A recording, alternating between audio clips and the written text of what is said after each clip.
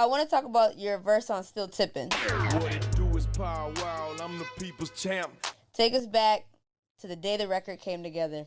Still Tippin' is an interesting story because if you ask anybody that's involved, they'll tell you a different story. My boy T. Ferris, he was the A&R, and I think his title was the president of the Swisher House. You know, I shouted him out on the song, plenty of songs. He was like the first person who was like my coach, where he would kind of encourage me, give me direction. And so he came to me and he was like, hey, man, look, I talked to Michael Watts, I talked to G-Dash. Look, I'm not trying to sell you on this, but I just want you to know if you ever want a record deal with the Swisher House, the door is always open to you.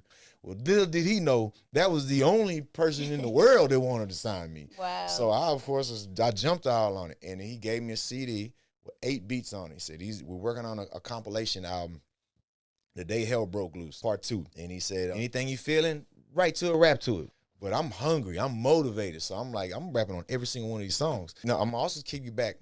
This is when it's on a CD, on a CD player about this size, a little portable CD player that if you play the volume too loud and the bass is knocking, it's gonna skip. So I gotta play it at a low volume and I'm listening to it. There's one beat I couldn't write to and it's like, man, what am I gonna say to this beat? All the beat is some violins. And I'm like, what the hell am I gonna talk about on this?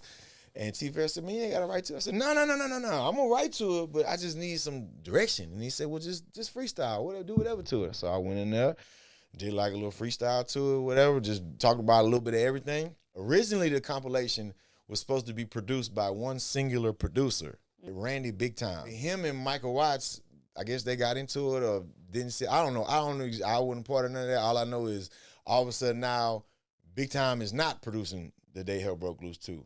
So what they did was Big Time took all his beats and Watts took all the vocals. Wow. Okay, and Yo. and there was what I call a rough draft to Still Tippin'. Then, you know, they're trying to find a way to fly in these vocals, so we're gonna have to slow down the vocals. But T. Ferris like, what you mean? We the Swisher House. That's what we do anyway. We slow it down anyway.